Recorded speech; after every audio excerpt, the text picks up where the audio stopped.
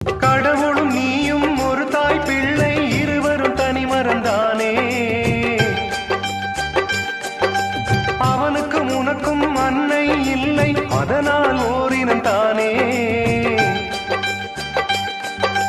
நதி என்றால் நுரையுண்டு, வாழ்வென்றால் குறையுண்டு. ஐப்பசி வந்தால் அடைமழை காலம், சிலராயுள் முழுதும் ஐப்பசி